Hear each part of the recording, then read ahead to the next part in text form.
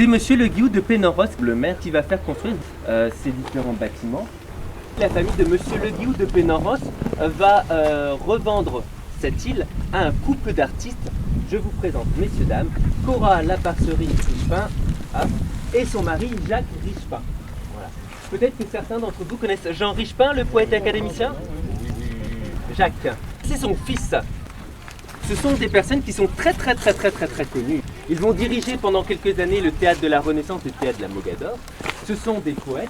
Lui, il écrit des pièces de théâtre. Elle est comédienne. Et où se sont-ils rencontrés? Imaginez-vous. Au théâtre. Ils se sont vus. Et là, peut-être à Poum Poum.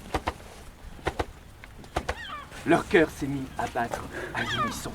Ils sont tombés à tout jamais amoureux l'un de l'autre. C'est beau l'amour, n'est-ce pas? Et donc, ils vont venir sur cette île pour y passer leurs vacances.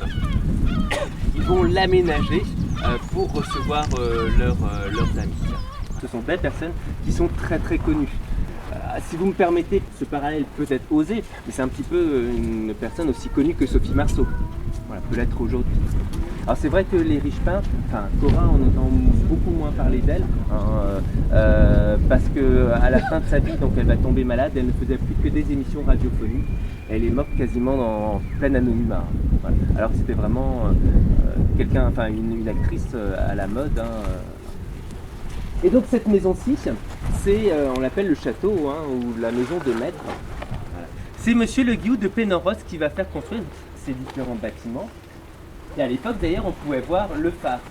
C'est un bébé phare, je vous ai dit, moins d'une dizaine de mètres, qu'on appelle le feu. Le feu de l'île Tristan.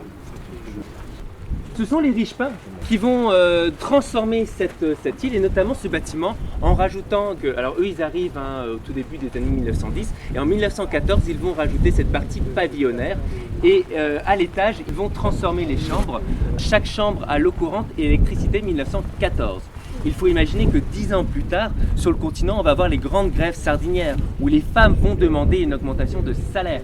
Elles étaient payées 80 centimes l'heure, et au bout de 46 jours sans aucun salaire, elles auront le droit à 1 franc l'heure. Vous voyez, on est vraiment sur deux mondes ici différents. La maison de maître est en cours de restauration, la mise hors d'air, hors d'eau, a été faite. L'idée, rien n'a été vraiment figé dans le marbre, ça serait que ici les chambres soient transformées en chambres à la nuitée où les gens peuvent venir dormir ici. Donc rendez-vous d'ici quelques temps. Donc, dès que vous aurez envie de venir passer une nuit sur l'île Tristan, vous imaginez un petit peu le soleil qui se lève, la mer qui est haute et vous apercevez Édouard Nenez comme ça. Franchement, ça vaut le détour.